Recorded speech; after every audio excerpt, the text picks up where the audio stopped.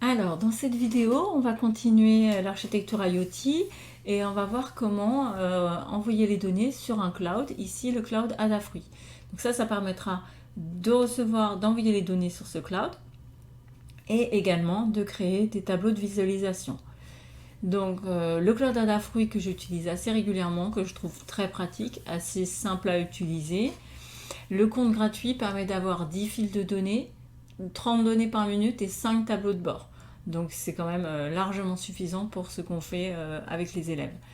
Et le serveur qui sert de broker MQTT, c'est io.adafruit.com. Donc c'est ce qu'on va voir tout de suite. Donc ça permet d'avoir des tableaux de bord de ce type-là. Alors sur Node-RED, on va utiliser le node MQTT puisqu'on va utiliser le protocole MQTT. Il faudra faire attention à savoir quel paramètre entrer dans le node. Donc le serveur adafruit.com sur le port 1883. Là, dans username password, dans l'onglet sécurité, il faut bien retrouver les informations qui s'appellent username et active key sur Adafruit. Et ensuite, il faut bien identifier le topic. Et ça, on va le voir tout à l'heure, on le retrouve ici sur le site Adafruit dans les informations du feed. Alors là, je suis connectée à mon compte Adafruit. Donc l'interface a un petit peu changé. Là, en haut à droite, la clé jaune, vous avez le username et la clé. C'est ce qui va servir de user mot de passe pour se connecter au broker MQTT, puisque là, on va tout utiliser avec le protocole MQTT. Donc, je les montre à l'écran et je ferai une autre régénération à la fin de la vidéo pour simplifier. Ensuite, les deux choses à faire. Donc, d'une part, vous avez les feeds. Donc là, c'est vraiment les fils de données.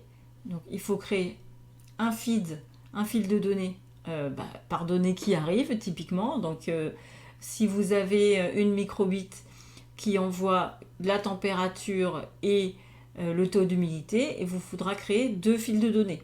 Un feed, c'est vraiment un type de données qui arrive. Et donc ça, c'est les données qui arrivent. Et ensuite, vous avez les dashboards, où là, ça va vous servir à visualiser les données qui arrivent. Sachant que là, par exemple, j'ai créé deux widgets de visualisation pour le même fil de données. Donc, on a un lien entre le feed et les dashboards, mais je pourrais très bien avoir le même feed sur affiché sur plusieurs dashboards et un dashboard qui affiche un ou plusieurs fils de données. Mais là, typiquement, pour mon feed microbit, voilà, j'ai un fil de données qui est pour la température. J'ai un dashboard avec deux widgets qui affichent le même fil de données. Alors, voyons comment on peut envoyer ces données depuis Node-RED. Donc, je vous ai dit qu'on allait utiliser le protocole MQTT. Donc, je vais aller chercher dans Network mon node MQTT. Donc là, ça va être du out, puisque le MQTT, ça va être une donnée qui va sortir du flux Node-RED.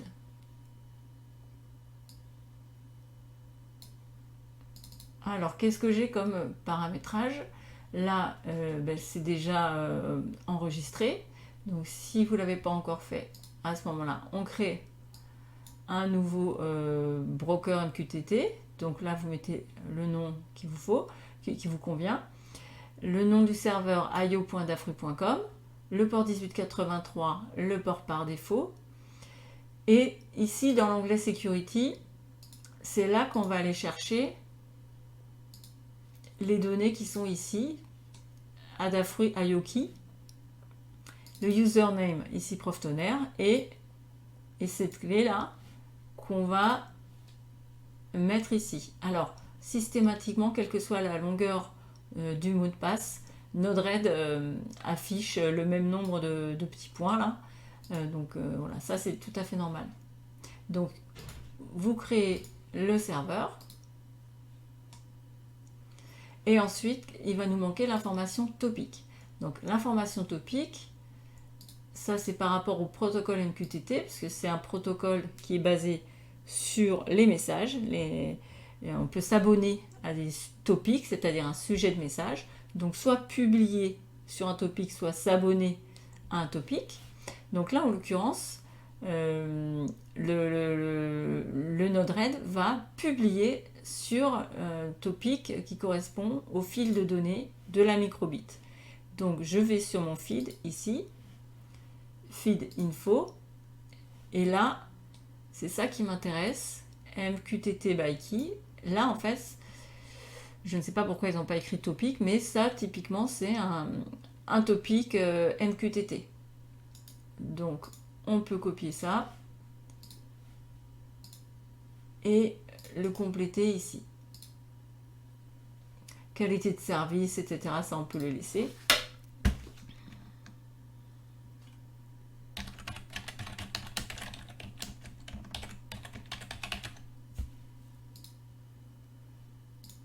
Deploy. Et là, on voit que c'est vert. Ça veut dire que le node a réussi à se connecter sur le cloud Adafruit. Donc ça veut dire que tout ce qui est connexion,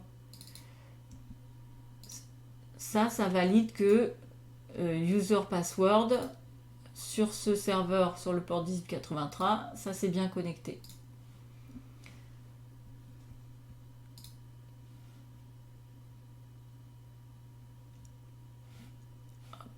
Là, je viens de voir une donnée arriver. Donc là, j'ai un problème, c'est que j'envoie trop de données. Alors, je vais supprimer le fil. Avec mon compte gratuit, j'ai droit à 30 données par minute. Voilà.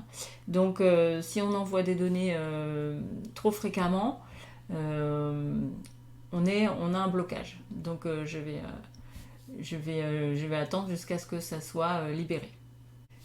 Alors, ce qui est vraiment intéressant et puissant avec Node-RED, c'est qu'on peut faire énormément de modifications sur les données une fois qu'elles sont arrivées dans les flux, sans intervenir sur le programme des agents, des objets connectés. Ce qui est très pratique puisque quand on peut avoir des dizaines, voire des milliers d'agents ou d'objets connectés, c'est pas très simple de modifier le programme sur ces objets. Par contre, c'est beaucoup plus rapide et simple de le modifier une fois pour toutes sur Node-RED. Donc là, ma problématique, c'est que la carte microbit envoie des données trop souvent pour le MQTT.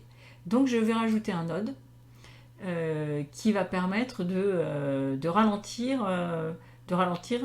ou en tout cas de ne pas envoyer tous les messages. Donc ça, ce node, c'est le node delay.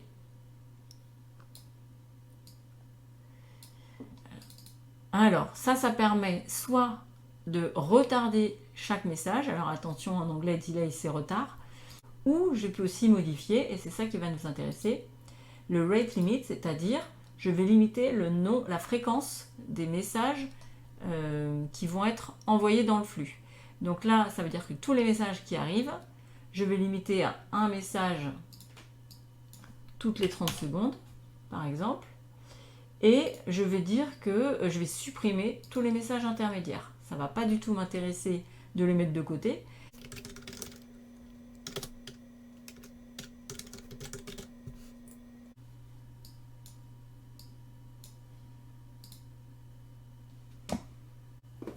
Alors ça y est, le blocage a été levé, donc on voit que là les données se mettent à arriver. Voilà. Et donc ça c'est mon fil de données. Et je vais pouvoir aller voir sur les dashboards. Alors comment ça se passe? Ici, on peut créer un nouveau bloc. Donc là, vous voyez les différents types de données qui arrivent. Pour changer un peu, je pourrais mettre un slider. Et donc là, je vais choisir mon fil de données. Ici, c'est la microbit.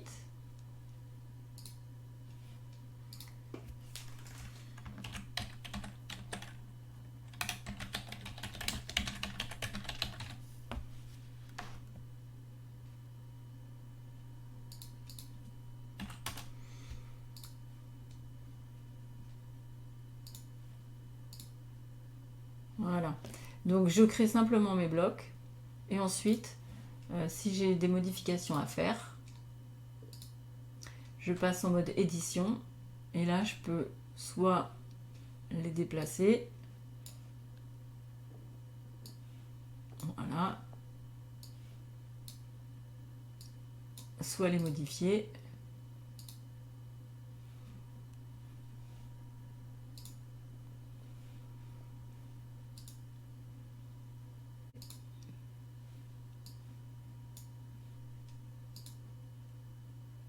Donc là, je peux choisir le temps, historique conservé. Voilà, vous voyez que ça se fait quand même de façon assez simple et assez intuitive. Donc, et ben là, on a terminé la partie de transmission en MQTT vers un cloud. Alors, on pourrait également envoyer les informations sur le cloud ThingSpeak de MATLAB par le protocole MQTT. Donc, je le fais pas en live ici. Par contre, voilà, j'ai fait des copies d'écran. Donc, pour ThingSpeak, toujours avec le node MQTT. Le nom du serveur, c'est mqtt.thingspeak.com, toujours sur le port 1883. Alors, le client ID... ça se trouve sur son profil, sur ses informations de ThingSpeak. Pour l'identification au serveur, là par contre, alors username, on met ce qu'on veut parce qu'il n'en tient pas compte. Et en password, il faudra aller chercher l'API key, le user API key qu'on aura sur le site ThingSpeak, sur la page My Profile. Concernant le topic, alors c'est un petit peu plus long. Mais on le voit toujours sur le site de ThingSpeak. Donc dans API Key, vous avez la clé. Et donc dans le topic, ça sera sous la forme channels. Là ensuite channel ID. Donc là je l'ai flouté. Bon là on le voit, mais de toute façon il est public, donc c'est pas très grave. /publish /fields. Donc ça on le laisse tel quel. /field number. Alors là c'est field 1 puisque sur ThingSpeak on peut avoir 8 données. Donc là bon, la carte microbit c'était sur le field 1. Donc voilà. Et ensuite /API key où on remet la clé qu'on a ici.